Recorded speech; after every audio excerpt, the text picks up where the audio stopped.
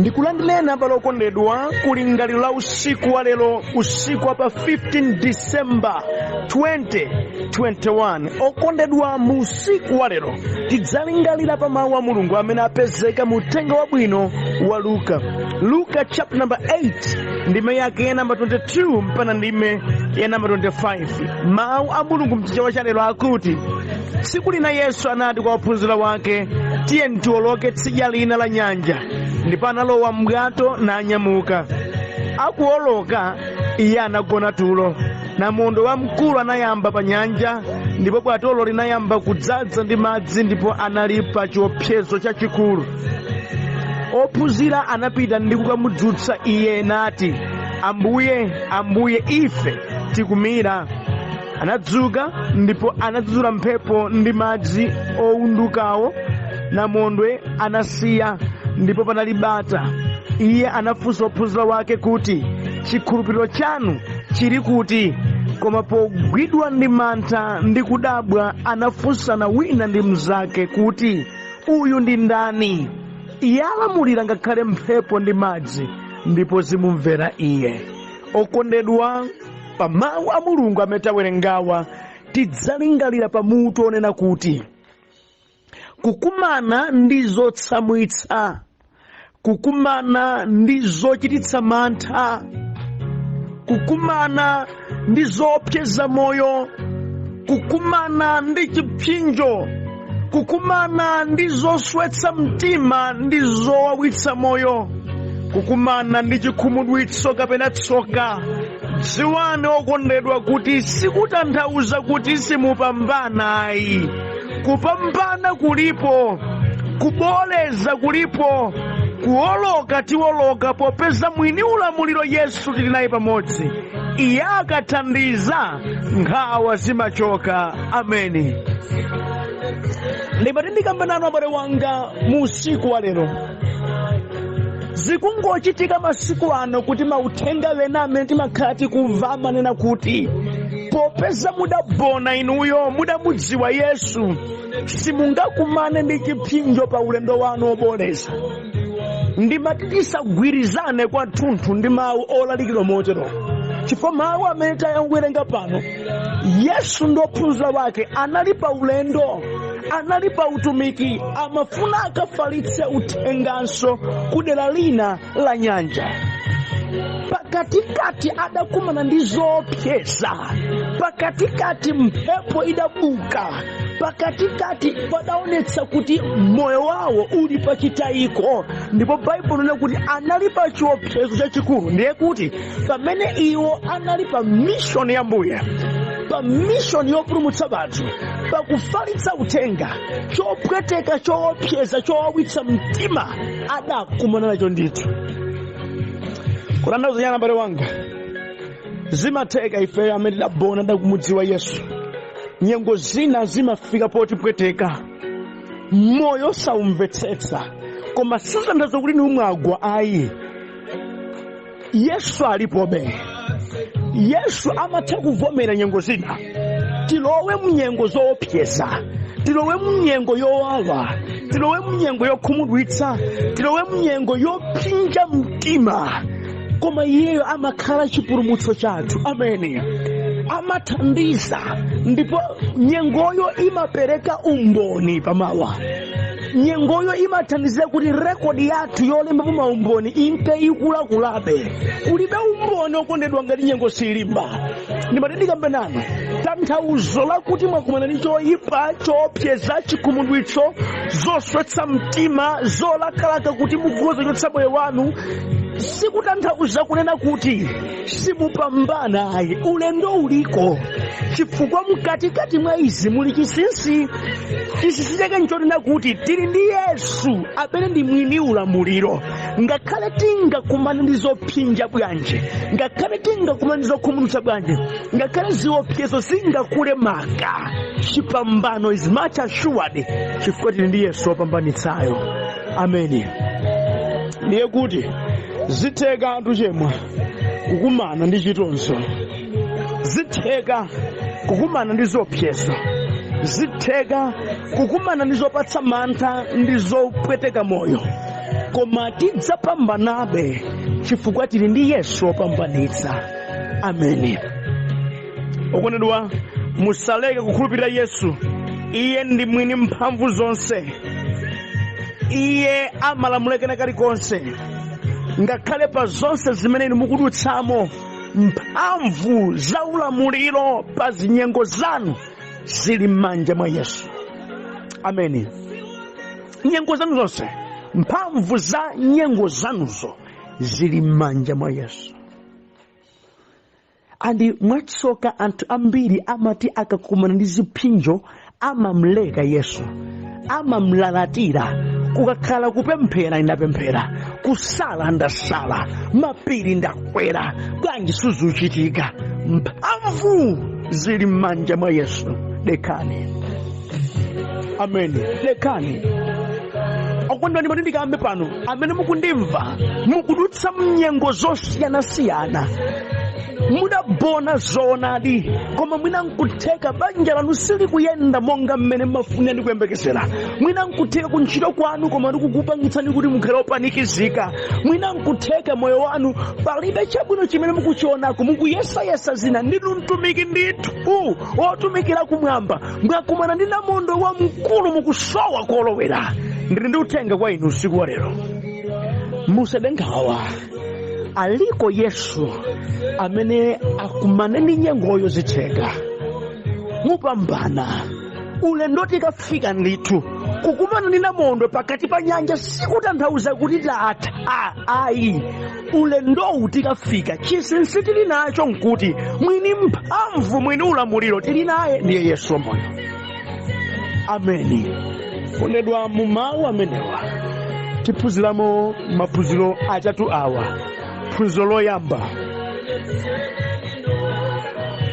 pokhala banthu akudziko lapansi, pokhala tili kalikiliki kuchita kanthu kudziko kuno, zokhoma, zowawa, zopweteka tidzakumana nazo ndithu.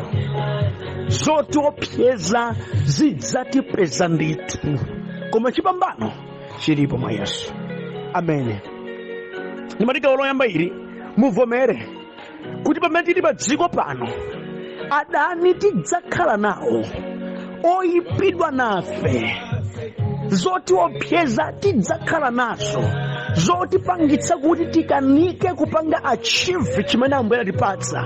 Monga kudali mu nthawi iyi kuti ulendo uwopita tsidya lina kuwafalitsa uthenga wabwino, udakumana ndi mphepo, udakumana ndi namondwe wopsa, ndipo zidapangitsa kuti ulendo uwu ukhale wowawa, wokhumudwitsa, wopweteka. Malemba akuti anali pa chiopsezo chachikulu kwambiri. Izizi mdziko zimachitika. Okondedwa, ndikuyankhula pano ena mulendo wawo wa banja akumana ndi chiopsezo choopsa. Mulendo wawo wa maphunziro akumana ndi chiopsezo choopsa. Mulendo wawo wa utumiki akumana ndi chiopsezo choopsa. Mulendo wawo wa ntchito akumana ndi chiopsezo choopsa. Okondedwa, tikoza kukamba zambirimbiri, koma ziopsezozi ndi zambiri ndipo zipezeka pena paliponse. Kudziko kuno musayiwale kuti diabulosi amene sadzakondwera ndi zabwino zonse muzaka mukuchita. Nthawi zonse adzayika zikhumudwitso, adzayika zopweteka, adzayika zofuna kuyimitsa kuti tisapange achieve, tisakwaniritse chimene Ambuye adatiyitanira kuti tichero. Koma dziwani chipambano chiliko mwa Yesu Khristu. Amen. Chipambano chiliko mwa Yesu Khristu. Sikuti kukumana nazo izizi zikutanthauza kuti Yesu sangaziti. Ayi. Ndimafuna musiku lero musinthe tanthauzo. Ambiri mati mwakumana ndi chopinja mati kapena Mulungu wakuti yani muli nokero. Ayi. Kudziko kuno tidzakumana nazo. Adzapezeka okusemerani bodza inuyo. Adzapezeka wena osakondwera ndi zimene mukuchita. Kuyesetsa kwanu anthu adzakuthira madzi osakulemekeza. Zidzapezeka kudziko kuno anthu adzakwiyiwalani zabwino zonse mudachita, osakumbuka kolo nchimodzi chomwe, inu moyo nkumapweteka. Zidzachitika tili mudziko. Tili mudziko. Zidzachitika zimenezi. Koma chosangalatsa nkuti sizidzakhala izi zokuletsani kupita patsogolo, chifukwa mphamvu zoyendera ndi za Yesu mwini moyo.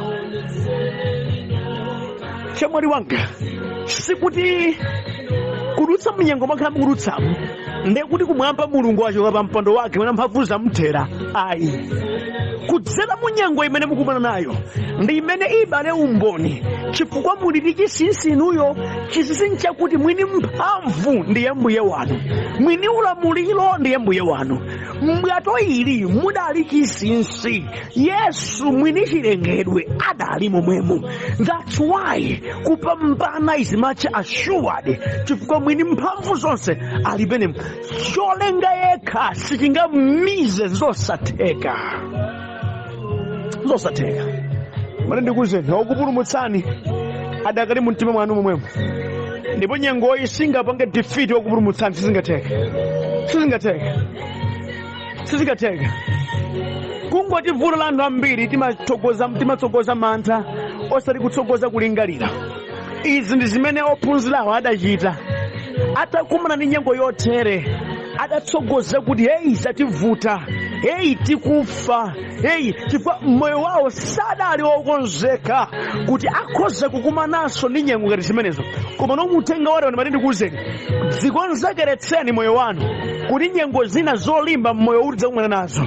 Koma mudziwe tili ndi wamkulu kuposa wa dziko. M'Baibulo limakamba kuti ndidzayenda, Yesu akuti ndili pamodzi ndinu mpaka chimaliziro. Mawu ake sadangonena, adanena chifukwa akudziwa zokumbana nazo mdziko muno nzambiri nzotopseza zikufunika kupezeka kwake kuti ife tidutse.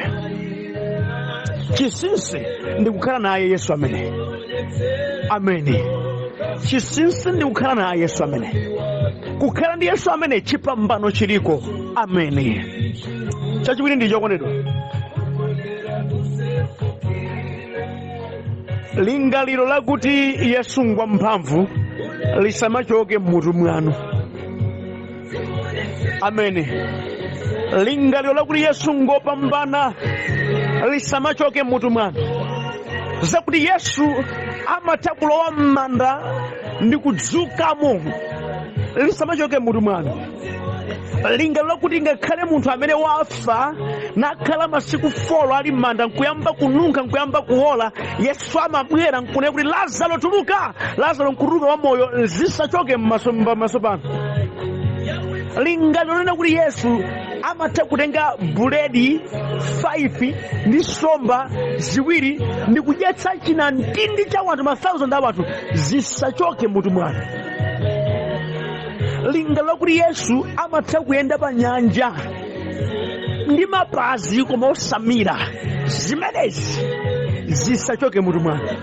Zakuti Mulungu amene adakupulumutsani amatha kutulutsa madzi mu thanthwe, amatha kugawa nyanja, amatha kugwetsa chakudya kumwambaku chochita kugwetsa pansi anthu nkumadya nkumakhuta osafa.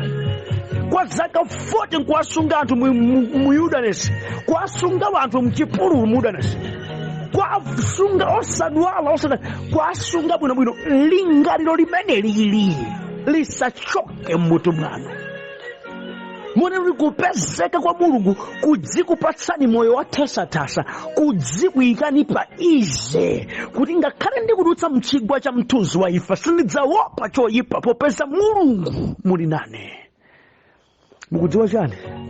Kulira nthawi zambiri, kuopsedwa nthawi zambiri kumabwera chifukwa lingaliro lakuti Mulungu ngwamkulu kuposa nyengo zathu timalichoza.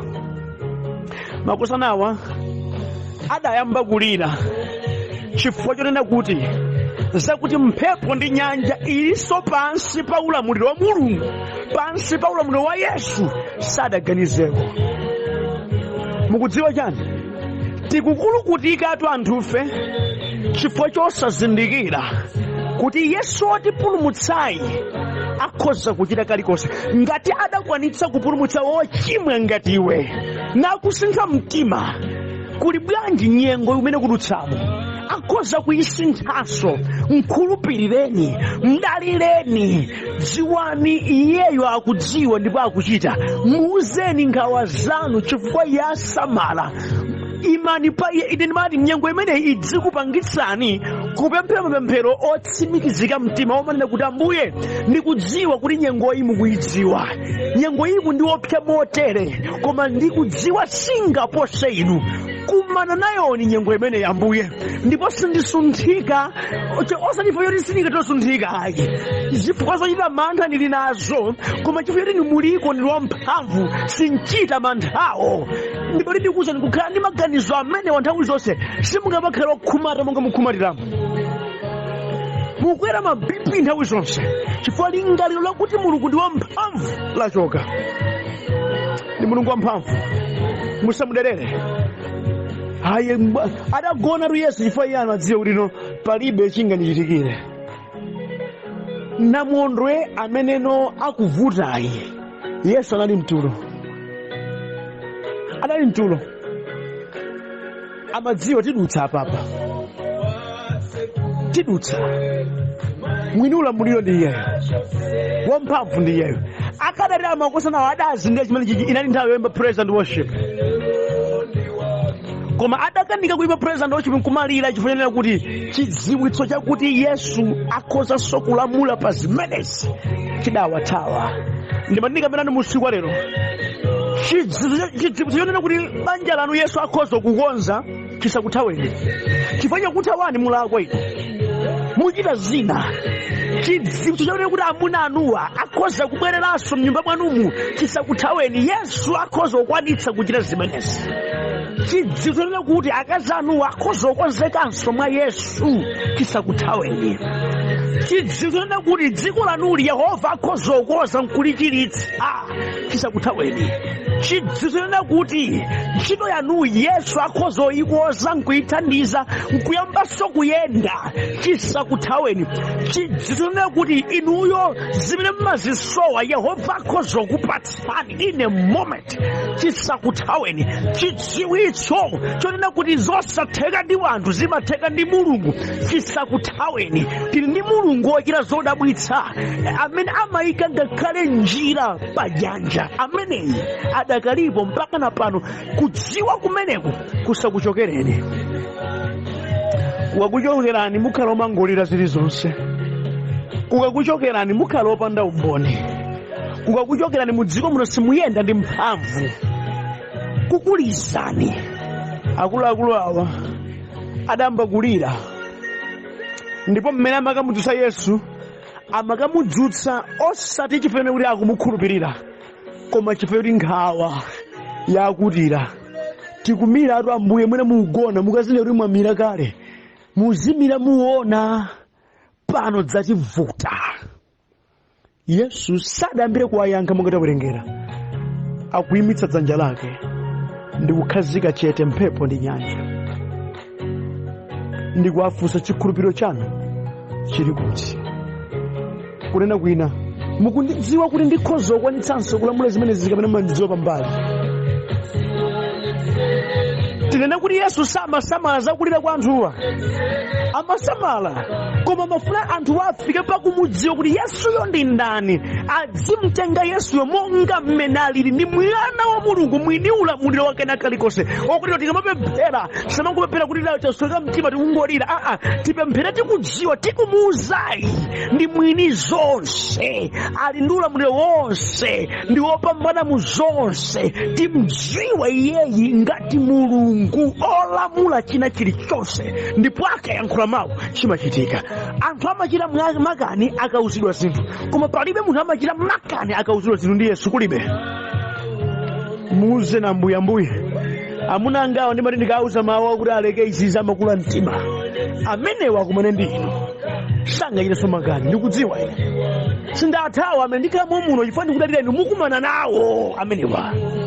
Yehova ndi wabwino, amalemekeza mawu ena aliwonse achikhulupiriro choluka mkamwa mwana wake, adzalemekezanso mawu awo. Ameni. Chomaliza okondedwa, zaonekera mu mawu amene tawerenga kuti ngakhale ophunzirawa amayenda naye Yesu, madera ena azimene Yesu amachita samazidziwa. Pamalemba akuti mwa mantha adafunsana, ndi ndani amene? timuyike kategori yanji amene kuti mphepo ndi nyanja, madzi opanda makutu akwanitse kumumvera. Ndikukhulupirira kuti kuyambira tsiku limeneli adasinthika maganizidwe, adachotsa bali ya mmutu mwawo yone kuti mwina Yesu timampatsa malire, koma tsopano popeza wachita izizi tadziwa palibe chingamulake Yesu.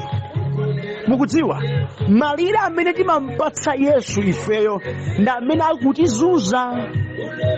Kuganiza kwathu kumanena kuti izizi nkana Mulungu sangachite, izizi ngati amachitira wena azibusa ndi ena otero, koma ineyo Khristu wamba sangalichitire. Kuganiza kumeneko ndi kumene kukupangani kukhalabe kapolo. Ndimati kapenanu, chotsani mabariyazi wonse, chotsani malire onse. Ndi Yesuyo akhoza kuchita kalikonse mu nthawi iliyonse. Mudziweni ngati wochita zonse ndi Mulungu ameneyi. Ameni. Akukikire mphepo ndi nyanja zimamvera Iye. Ndi ndani akayankhula mpaka na nyanja kumumvera? Mawu awo atu ndi odzikonza, chifukwa ndi kuti akudabwa popeza sadaganizeko nkale lonse kuti Yesuyo akhozofika ku mlingo otere omayankhula mchilengedwe, chilengedwe chonkumamva sadalingalire. Ndi kuti chimene chimayenda mmutu mwawo chinali china. Ndimati nkambenanu mwinaso nkutheka muyendesa mnyengo yomweyo yomadzikira malire choyenda mmutu mwanu nchone kuti aya akadakhala matenda amalungo, mwina nkadapemphera Yehova akanandithandiza, koma poti ndi khansa nesi zingatheke. Palibe chomulaka Mulungu, palibe nyengo imene sangathe kusintha. Chipambano chimabwera pakati pa ana wake pokudziwa kuti ndi Mulungu amene amachita kena kalikonse. Ndimatero kuti mukamapempherera nyengo yanu lero, mupemphere ndi chidziwitso ndikupatsani ichi chonena kuti ndi Mulungu wodabwitsa, ndipo palibe kena kalikonse kamene sangathe kuchita. Ndi approach God ndi maganizo amene kuti Ambuye Yesu, inuyo palibe kena kalikonse kakhoza kulakani ndi kudziwa, ndipo ndatsimiza mtima ngakhalenso nyengo iyi zilibe kanthu chakachiupira kumapeto osakwatiwa, koma ndikudziwa banja langa lilipo mwa inu. Mukapemphera yambani kukondwera, yambani kukondwera, yambani kulingalira kuti amali Yesu adzakhala otani, lingi mudzapaniza mtundu wanji, chifukwa Iyeyo achita ndi Mulungu. Ameni. Ndi Mulungu. Kukumana ndi zokhoma kusatiyimitse tikupita. Andi mukamani kumana ndi zokhoma dziuzeni lero ndidutsabe muzimenezi, chifukwa ali mwa ine ndi wamkulu, ndili ndi Yesu oyimitsa na mundwe, ndikupita ntchito iyi ine ndikupita. Yesu alipo, Yesu alipo. Ndi Mulungu wabwino. Kukhulupirira komudziwa Yesu motere ndikumene kunafunika. Osamangobweraso mangauza chikhulupiriro ziyayi, koma kumakhulupirira mukumudziwa Baba wake Iyeyi amati chiyani, amachita bwanji. Mukamtenga Mulungu monga mwa mawu ake adzachita ndithu chimenecho. Bandikambenanu, Iye ndi Yesu amene akathandiza nkhawa zonse zimabalalika, ndipo chikhulupiriro chimakula. Tamtengani Yesu mwa mawu akewa. Mulungu akulimbikitseni musiku wa lero. Amen.